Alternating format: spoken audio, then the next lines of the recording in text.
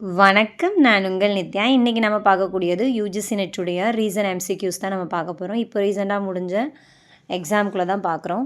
So ஃபுல்லாக வீடியோவை here பண்ணி நோட்ஸ் எடுங்க. அதுதான் உங்களுக்கு பெனிஃபிட். லைக் பண்ணி உங்களுடைய ஃப்ரெண்ட்ஸுக்கும் மறக்காமல் ஷேர் பண்ணுங்கள்.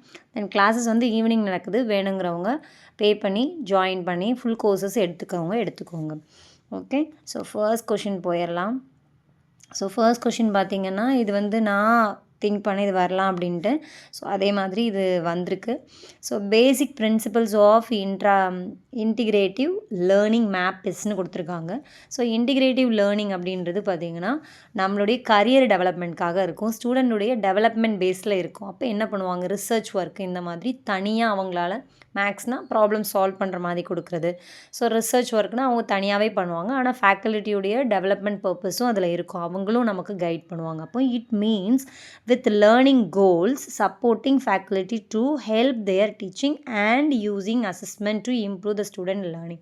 அதில் ஒரு டெஸ்ட்டும் கண்டக்ட் பண்ணி ஸ்டூடெண்ட்ஸை லேர்னிங்கை இம்ப்ரூவ் பண்ணுற மாதிரி இருக்கும்.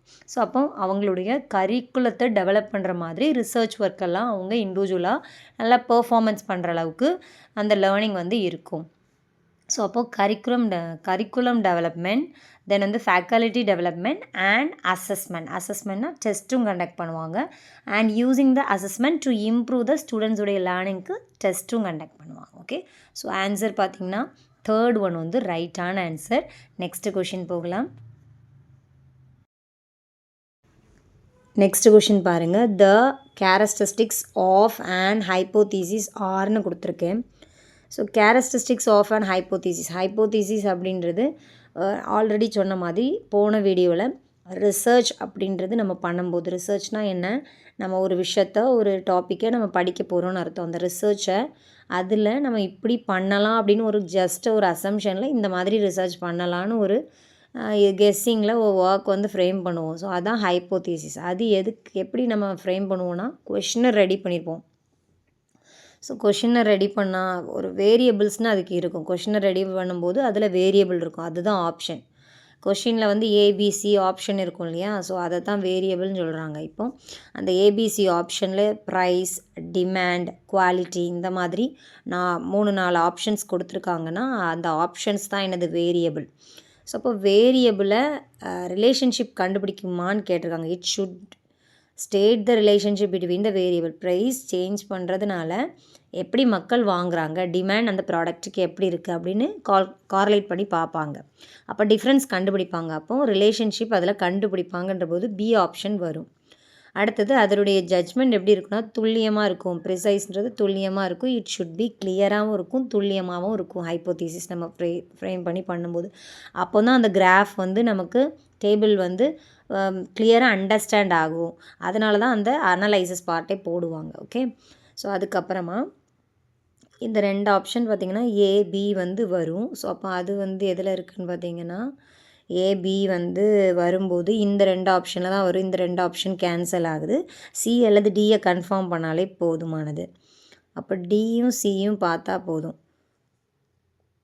ஆல்ரெடி நம்ம பார்த்த கொஷின்ஸ்லலாம் கன்சிஸ்டன்சி வந்துருந்துச்சு.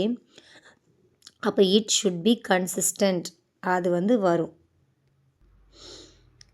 அப்போது அது எப்படி இருக்கும்னா நமக்கு ஸ்டடியாக இருக்கும், நிலையாக இருக்கும். Okay. So it should explain the earlier ஸ்டடியோடைய ரிசல்ட்டை நம்ம எக்ஸ்பிளைன் பண்ண மாட்டோம். ஸோ சியை ஒமிட் பண்ணாலே நமக்கு ஆப்ஷன் எடுத்துடலாம்.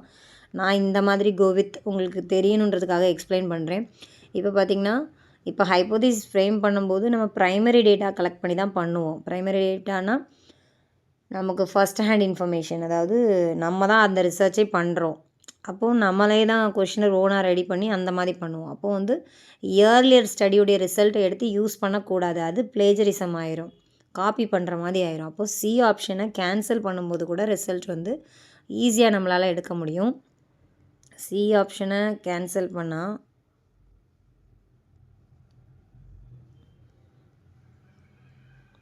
இது போயிடும், இது போயிடும். இப்போ ஆன்சர் பார்த்திங்கன்னா ஃபோர்த் ஒன் ரைட்டான ஆன்சர். அப்படியும் பார்க்கலாம், இப்படியும் பார்க்கலாம். ஓகே. ஸோ அப்போ ஃபோர்த் ஒன் ரைட்டான ஆன்சர். நெக்ஸ்ட் ஒன் போகலாம். நெக்ஸ்ட் கொஷினும் வந்து ஆல்ரெடி வந்த கொஷின் தான், உங்களாலேயே ஆன்சர் எடுக்க முடியும். பட் எக்ஸ்பிளைன் பண்ணுறேன். இது ரிலேட்டட் கொஸ்டின் இனிமேயும் நமக்கு வரதுக்கு சான்சஸ் இருக்குது, இப்போ ரீசன்ட் கொஸ்டினில் வந்ததுனால. ஸோ டிடக்டிவ் ஆர்கியூமெண்ட்ஸ்லேருந்து வந்தது. இன்டிடக்டிவும் நான் அப்டேட் பண்ணுறேன். ஸோ ஸ்டேட்மெண்ட் 1 அண்ட் ஸ்டேட்மெண்ட் 2ன்னு பிரிச்சிருக்கு. So the evaluation of an ஆர்கியூமெண்ட்னா என்ன, சென்டென்ஸ்னு அர்த்தம். சம் ஏ ஆர் பின்னு ஆல்ரெடி போட்ட வீடியோவில் சொல்லியிருந்தேன். அப்போ அதுதான் என்னது, சென்டென்ஸ். அப்போ 2 ஸ்டெப்ஸ், 2 ஸ்டெப்பு வந்து இருக்குது, அந்த 2 சென்டென்ஸ் இருக்குது.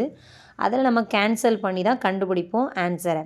அப்போது எவாலுவேட்டிங்னா டெஸ்ட்டுன்னு அர்த்தம். The link between premises and conclusion and evaluating the truth of the ப்ரிமைசஸ்ன்னு கொடுத்துருக்காங்க. அதாவது ப்ரிமிசஸ்ன்றது 2 செட் ஆஃப் ஸ்டேட்மெண்ட் கொடுத்துருக்காங்க. அந்த ஸ்டேட்மெண்ட்லேருந்து ஒரு ஆன்சரை கண்டுபிடிப்பாங்க, கன்க்ளூஷன் கண்டுபிடிப்பாங்க. அப்போ அது எப்படிவா இருக்குமா, ட்ரூவாக தான் இருக்குமா அப்படின்னு கொடுத்துருக்காங்க. சரியா? தென் அடுத்தது பார்த்திங்கன்னா, இப்போ ட்ரூவாகவும் இருக்கலாம், ஃபால்ஸாகவும் இருக்கலாம். பட் ட்ரூவாகவும் இருக்க சான்சஸ் இருக்குது. அப்போ இது வந்து ஸ்டேட்மெண்ட் என்னென்னா ட்ரூ தான் இதோடைய ஆன்சர். ஓகே, ட்ரூவாகவும் நமக்கு கிடைக்கும். அடுத்தது ஸ்டேட்மெண்ட் 2 பார்த்திங்கன்னா, deductive arguments in which the conclusion actually follows from the premises are set to be வேலிட்னா ட்ரூன்னு அர்த்தம். And those that also have true premises are set to be sound. நேற்றே நம்ம பார்த்தோம், இந்த ஸ்டெப்ஸ் ஆஃப் டிடக்டிவ் ஆர்கியூமெண்ட்ஸ் பார்த்தோம். அந்த deductive ஆர்கியூமெண்ட்ஸில் வந்து நம்ம 2 செட் ஆஃப் ஸ்டேட்மெண்ட்டை கேன்சல் பண்ணி எடுக்கும்போது அதோடைய ஆன்சர் வந்து மோஸ்ட்லி வந்து 100% ட்ரூவாக தான் வர்றதுக்கு சான்சஸ் அதிகமாக இருக்குது. அது அதோடைய ரூலு. ஸோ ட்ரூ வர்றதுக்கு அதிகமாக சான்சஸ் இருக்குது. ஸோ அப்போ வந்து ஆன்சர் பார்த்திங்கன்னா வேலிடாக தான் இருக்கும். அப்போ ரெண்டுமே என்னது தான், ட்ரூ தான். ஓகே, ஸோ அதுதான் அதனுடைய ஃபார்முலாவே. ஸோ அப்போ ஆன்சர் பார்த்திங்கன்னா இதில் statement 1 and statement 2 are true வந்து ரைட்டான ஆன்சர். இது சேம் தான், அந்த ஸ்டெப்ஸ்லேயே நமக்கு வருது. இருந்தாலும் இது ஸ்டேட்மெண்ட் 1 அண்ட் 2ன்னு எந்த மாதிரி கேட்டிருக்காங்கன்ற ஐடியாஸ் உங்களுக்கு கிடைக்கும்னு இதை ஆட் பண்ணேன். ஸோ இன்னும் கண்டென்ட் ஸ்ட்ராங் ஆகிருக்கும்னு நினைக்கிறேன். தென் நெக்ஸ்ட் கொஷின் நம்ம போகலாம். இது வந்து ரிப்பீட்டட் கான்செப்ட் தான் நமக்கு. ஆனால் யுனைடெட் நேஷனில் மில்லேனியம் டெவலப்மெண்ட் கோல் வந்து எத்தனை அடாப்ட் பண்ணியிருக்காங்கன்னு கேட்டு ட்விஸ்ட்டாக கொடுத்துருக்காங்க கொஸ்டின். இது பழைய ஃபாலோவர்ஸ்க்கு தெரியும், புதுசாக உள்ளவங்களுக்கு தெரியாது. அதனால் இந்த கொஷின் திருப்பி எடுத்தேன். How many millennium development goals MDG were adopted by United Nationsனு கொடுத்துருக்காங்க. ஸோ 8 இது அடாப்ட் பண்ணியிருக்காங்க. 8 மில்லேனியம் டெவலப்மெண்ட் கோல்ஸ் வந்து இருக்குது. அதாவது நாடு இம்ப்ரூவ் பண்ணுறதுக்காக சில கோல்ஸ் வந்து செட் பண்ணிவிட்டு அந்த மாதிரி நம்ம வந்து நல்லா இம்ப்ரூவ் பண்ணணும், அதை அடையணும் அப்படின்றதுக்காக சில கோல்ஸ் வந்து நாடுகளுக்கிடையே போடுவாங்க.